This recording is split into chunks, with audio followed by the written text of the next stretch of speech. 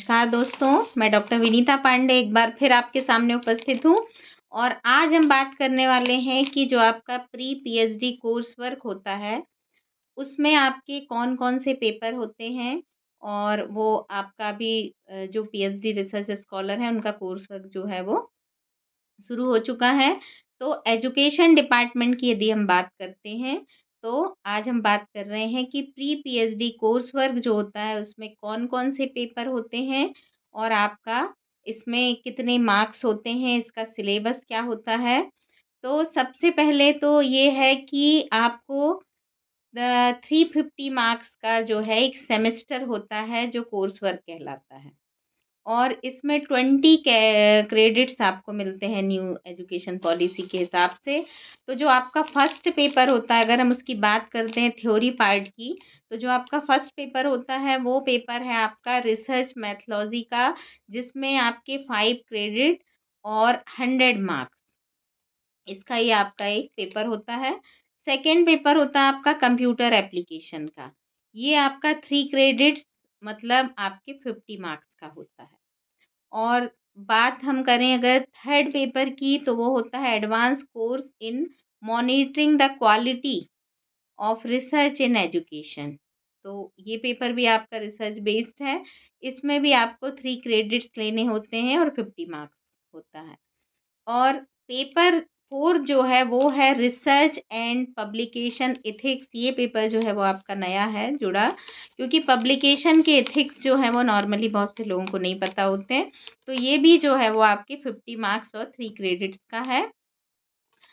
और ये थे आपके थ्योरी पेपर, जो 4 थ्योरी पेपर आपको इस कोर्स वर्क के एक सेमेस्टर में पढ़ना है।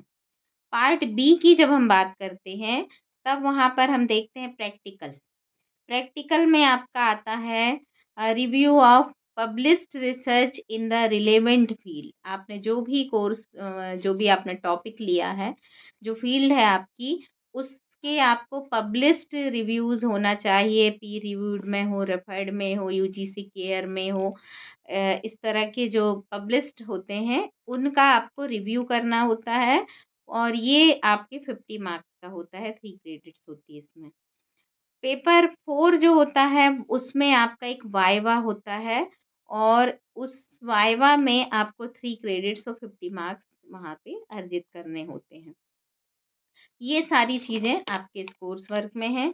अब अगर हम बात करते हैं कि इस कोर्स वर्क को कराने का ऑब्जेक्टिव क्या है? तो प्री पीएचडी कोर्स वर्क का जो ऑब्जेक्टिव होता है वो है कि हमको explain and compare humanistic scientific and policy research in education. मतलब जो जो पॉलिसी चल रही हैं रिसर्च की, एजुकेशन की, वो हमको रिसर्च करने से पहले पता होनी चाहिए। और आप रिसर्च रिव्यू कैसे बनाएंगे, पब्लिश कैसे करेंगे, फिर सिनॉप्सिस को कैसे प्रिपेयर करेंगे, ये सारी चीज़ जो है, ये बताने के लिए ही आपका जो है वो 1 सेमेस्टर का प्री पीएचडी रिसर्च वर्क का जो कोर्स वर्क है, वो कराया जाता है। तो आशा है कि आपको ये चीज़ें बहुत अच्छे से समझ में आई होगी। अगर इससे संबंधित कोई सवाल हैं आपके, तो आप मुझे कमेंट बॉक्स में ज़रूर कमेंट करें, मैं उसके आपको जवाब दूँगी। आज के लिए बस इतना ही। धन्यवाद।